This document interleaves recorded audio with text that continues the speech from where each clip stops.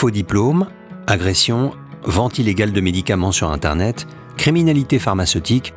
Face à ces actes ou pratiques illégales, quel est le rôle de l'ordre? Et quels sont les moyens mis en place pour défendre les intérêts de la profession? Mais que fait l'ordre?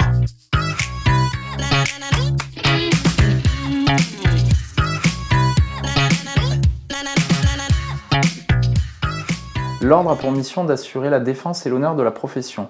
Il veille au respect de la santé publique par sa capacité à agir en justice devant les tribunaux pour des faits portant un préjudice direct ou indirect à l'intérêt collectif de la profession. Cette action n'est pas à confondre avec la défense des intérêts économiques qui relèvent des syndicats, ni avec la défense d'un individu qui serait présumé coupable d'un délit. L'ordre consacre des moyens financiers et humains importants et intervient dans différents types d'affaires. D'une part, celles qui concernent un exercice illégal de la profession, l'ordre intervient également dans des affaires qui mettent en cause des pharmaciens dans le cadre de leur exercice professionnel. C'est notamment le cas lorsque des pharmaciens sont impliqués dans des trafics de médicaments, par l'intermédiaire de délivrances irrégulières de traitements substitutifs aux opiacés permettant par exemple d'alimenter des réseaux à l'étranger, ou lorsque les pharmaciens sont impliqués dans des escroqueries au préjudice des organismes sociaux, par l'intermédiaire de falsification d'ordonnances ou de tarification de médicaments non délivrés. Enfin, depuis 2017, l'ordre intervient également en cas de violences et de menaces commises à l'encontre des pharmaciens.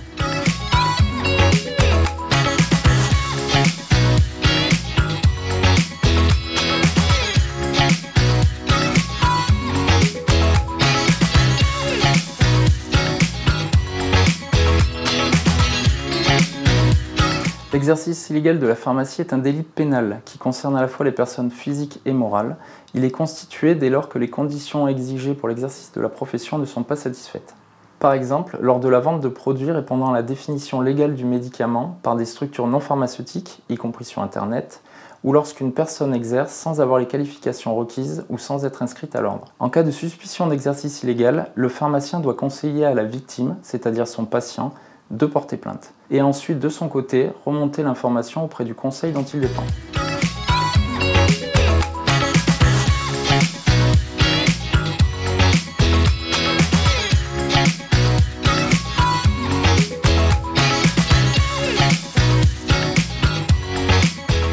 En France, l'exercice illégal de la biologie médicale est devenu une réalité depuis l'ordonnance de janvier 2010 qui a été validée par la loi de mai 2013 et qui, de ce fait, en a fait un délit répréhensible. La loi protège l'exercice de la biologie médicale pour les médecins ou pour les pharmaciens qui remplissent les conditions de diplôme, qui ont l'autorisation d'exercice et qui, de ce fait, sont inscrits au tableau de leur ordre respectif. L'exercice de la biologie médicale devient illicite dans plusieurs circonstances. La première, lorsque un examen de biologie médicale humaine est réalisé par exemple dans un laboratoire de biologie vétérinaire, lorsque des examens de génétique sont réalisés dans un laboratoire qui n'a pas l'agrément ou via Internet, ou enfin lorsque des examens de biologie médicale sont réalisés sans la présence d'un biologiste. L'ordre et les conseillers ordinaux ont récemment pris la décision de lutter contre l'exercice illégal de la biologie médicale. Ainsi, l'ordre se constitue partie civile afin de faire cesser les pratiques illicites.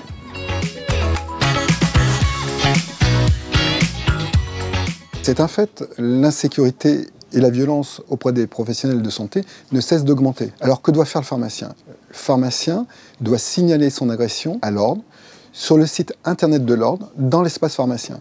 C'est rapide et c'est facile. L'ordre met à disposition des pharmaciens des moyens humains, des références sécurité, des outils pratiques, une fiche réflexe en cas d'agression qui liste pour le pharmacien les démarches à effectuer.